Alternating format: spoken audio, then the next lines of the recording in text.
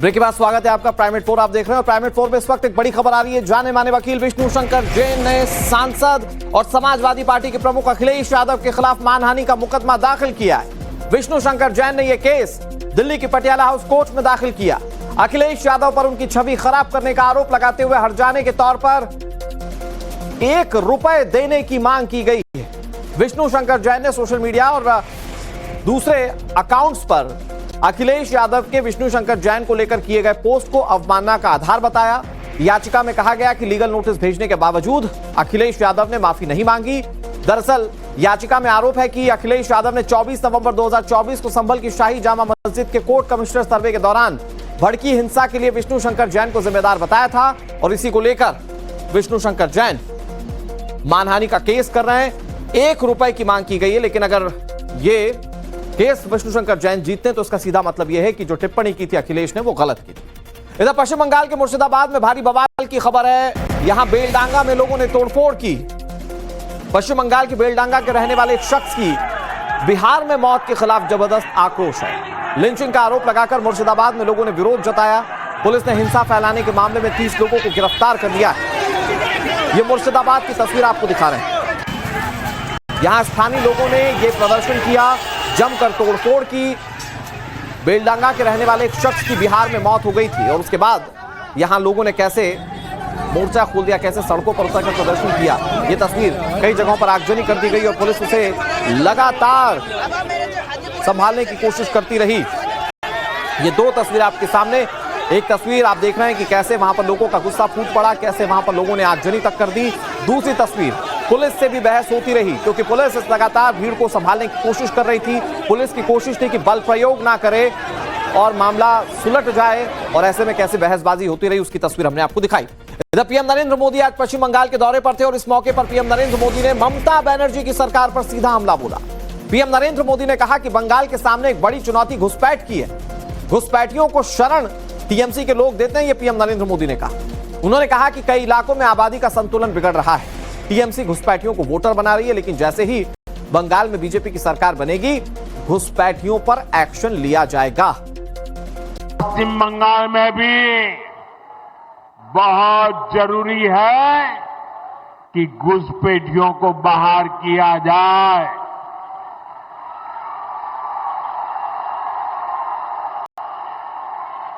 ये घुसपैठियों को बाहर निकालना चाहिए कि नहीं निकालना चाहिए? एक एक को वापस भेजना चाहिए कि नहीं भेजना चाहिए?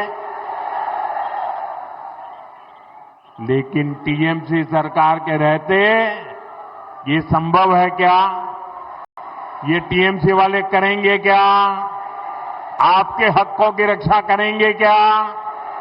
आपकी जमीन की रक्षा करेंगे क्या? आपकी बहन बेटियों की रक्षा करेंगे क्या? ये घुसपैठियों को कभी भी निकालेंगे क्या? निकालना चाहिए कि नहीं निकालना चाहिए? कौन निकालेगा? कौन निकालेगा? कौन निकालेगा? कौन निकालेगा? कौन निकालेगा? इससे पहले मालदा में पीएम नरेंद्र मोदी ने भारत की पहले वंदे भारत स्लीपर ट्रेन का उद्घाटन किया। उन्होंने ट्रेन को हरी झंडी दिखाकर रवाना किया। यह ट्रेन हावड़ा से गुवाहाटी के बीच चलेगी। वंदे भारत स्लीपर के अंदर से भावना किशोर की यह बेहद खास रिपोर्ट आपको दिखाते हैं। कि वंदे भारत स्लीपर ट्रेन जो है पहली ट्रेन प्रधानमंत्री नरेंद्र मोदी ने इसे हरी झंडी दिखाकर रवाना किया है। मालदा रेलवे स्टेशन की तस्वीर आप देख सकते हैं किस तरह से बड़ी संख्या में यहाँ पर आपको स्कूली छात्र जो है वो नजर आएंगे। तो पहली वंदे भारत स्लीपर ट्रेन जो है वो आपको यहाँ पर हरी झंडी दिखाकर रवाना किया गया है। और ये तस्वीर आप देखिए किस तरह से इस वक्त रेलवे स्टेशन को पूरी तरह से सजाया गया। और इसके अलावा प्रधानमंत्री नरेंद्र मोदी हो, रेल मंत्री अश्विनी वैष्णव हो, इस वक्त स्टेशन पर मौजूद हैं और तमाम स्कूली बच्चों से मुलाकात किया उन्होंने। और अब आपको तस्वीर दिखाते हैं प्रधानमंत्री नरेंद्र मोदी की। यहाँ पर आप देखिए किस तरह से सभी बच्चों से वो मिले हैं, बात किया है, ट्रेन का निरीक्षण भी करे हैं। और ये तस्वीर आप देख सकते हैं किस तरह से यहाँ पर सेमी हाई स्पीड जो train Vande Bharat sleeper train जो लंबी दूरी के लिए बनाई गई है उसे आखिरकार आज से पटरियों पर वो दौड़ने के लिए पूरी तरह से तैयार है। और जल्द ही देश भर में कई रूट्स पे आपको वंदे भारत स्लीपर ट्रेन जो है वो दौड़ते हुए नजर आएगी। कैमरा पर्सन सत्येंद्र के साथ भावना किशोर, टाइम्स फॉर भारत के लिए। आगरा में एक तरफ ताजमहल में शाहजहां उर्स चल रहा है तो दूसरी तरफ हिंदू संगठन इसे तेजो महालय बताते हुए सड़कों पर उतर आए। हिंदूवादी नेता मीरा राठौर 21 मीटर का भगवा ध्वज ताजमहल में चढ़ाने के लिए निकल पड़ी। हालांकि पुलिस ने बीच रास्ते में ही रोक दिया। इस दौरान पुलिस से उनकी तीखी नोकझोंक हुई। बाद में अखिल भारतीय हिंदू महासभा की जिला अध्यक्ष मीरा राठौर को हाउस अरेस्ट भी कर लिया गया। हाउस अरेस्ट होने के बावजूद हिंदूवादी कार्यकर्ता सड़कों पर उतरे रहे और ताजमहल की ओर बढ़ने लगे। इसके बाद पुलिस को बल प्रयोग करना पड़ा। इलाके में भारी संख्या में पुलिस बलों की तैनाती की गई। और आगे आपको के साथ दिखाई दिए। इंदौर में राहुल गांधी पीड़ित परिवारों से मुलाकात कर रहे थे और फूल सिंह बरैया राहुल गांधी के साथ तस्वीरें खिंचवा रहे थे। फूल सिंह बरैया दतिया जिले की भांडेर विधानसभा सीट से विधायक हैं। जब टाइम्स नाम नवभारत ने महिलाओं को लेकर उनकी विवादित टिप्पणी पर सीधे राहुल गांधी से सवाल किया तो राहुल गांधी इसे अनसुना करते दिखाई दिए। ऐसा लग रहा था कि राहुल गांधी टाइम्स नाम नवभारत के सवालों से बच रहे हैं या फिर उसे नजरअंदाज कर रहे हैं। एक राजनीतिक दल का बड़ा नेता और विवादित बयान का उसे पता ना हो जब वो उसी क्षेत्र के आसपास मतलब इंदौर में गया हो और मध्य प्रदेश के नेता ने जब बयानबाजी की हो, ये कैसे संभव है कि राहुल गांधी को उसके बारे में पता ना हो। लेकिन राहुल गांधी से जब वो सवाल पूछा गया थोड़ा असहज दिखाई दिए और बिना इस पर जवाब दिए वो चले गए। अब आप ये जो तस्वीरें देख रहे हैं ये देखिए, फूल सिंह बरैया आपको दिख जाएंगे। इसमें मध्य प्रदेश कांग्रेस के अध्यक्ष जीतू पटवारी भी, उनके बगल में देखिए वो भांडेर के विधायक हैं जिन्होंने रेप महिलाओं को लेकर बेहद ओछी टिप्पणी की। अब राहुल गांधी वैसे तो बड़े समाज सुधार की बात कहते हैं, लेकिन अपने नेता पर जब उनसे सवाल पूछा गया तो वो कुछ नहीं कहते।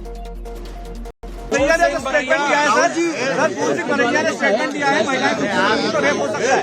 सर आपके विधायक है सर फूल सिंह बरैया। यहाँ पे मैं विपक्ष का नेता हूँ। अरे भैया रुक जाओ। यहाँ पे लोगों की मृत्यु हुई है, यहाँ पे लोगों को साफ पानी नहीं मिल रहा है। मैं इनका मुद्दा उठाने आया हूँ, उनकी मदद करने आया हूँ। इसमें कोई गलत काम नहीं। सर आप क्या कहेंगे सर? आप सवाल पूछिए बोलने की, तो मेरी जिम्मेदारी बनती है कि हमारे देश में लोगों को साफ पानी नहीं मिलता है। मैं इनकी मदद करने यहाँ आया हूँ, उनके साथ खड़े होने आया हूँ। आप इसको जो भी कहना चाहते हैं कह लीजिए, राजनीति कहना चाहते हैं, जो भी कहना चाहते हैं कह लीजिए, मुझे फर्क नहीं पड़ता है। मैं इनके साथ यहाँ खड़ा हूँ। और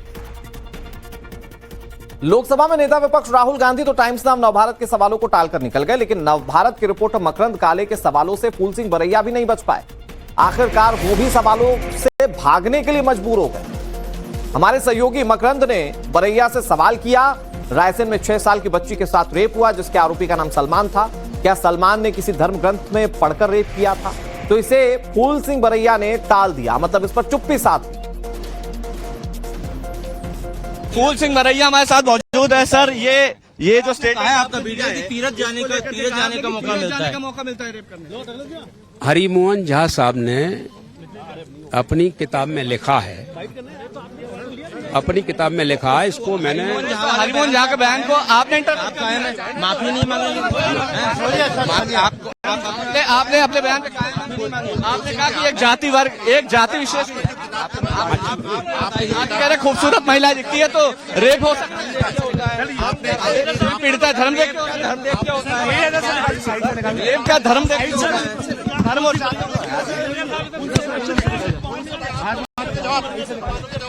जो कुछ सर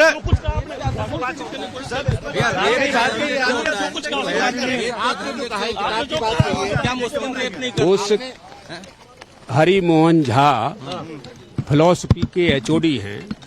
अच्छा आप ये बताएं, 2 बच्चियों के बाप हैं, आप पिता हैं, आप माफी मांगेंगे इस बयान पर? अरे आप बार बार कर रहे हैं। जब मैंने कोई महिलाओं का एक बड़ा वर्ग है जो कहना है कि उन्हें माफी मांगना चाहिए। महिलाओं को इससे अपमान हुआ। बलात्कार जो एक रायसेन में एक बच्ची का रेप हुआ 6 साल की, आरोपी का नाम था सलमान। आप मानते हैं किसी धर्मग्रंथ को पढ़ के रेप किया? हो गया माफी मांग रहे हैं फिर से आप अपने बयान पे देख के रेप होते हैं, धर्म की जाति देख के।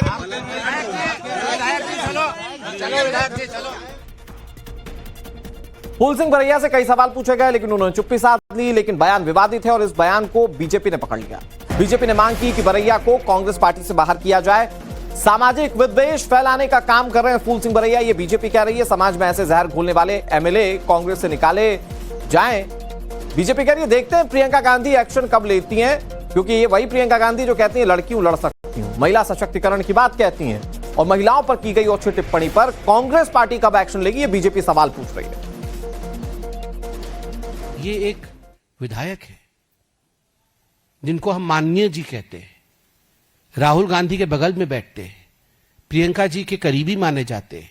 मैं वेट करता हूं, आशा है मुझे, राहुल गांधी जी से तो कोई आशा नहीं है क्योंकि वो नाकाम है, मगर प्रियंका वाड्रा जी जो कहती थी लड़की हूं लड़ सकती हूं, मैं आशा करता हूं शाम तक वो वक्तव्य देंगी, शाम तक वो अपनी माताश्री के पास जाके कहेंगी कि बरैया जी को पार्टी से बर्खास्त किया जाए।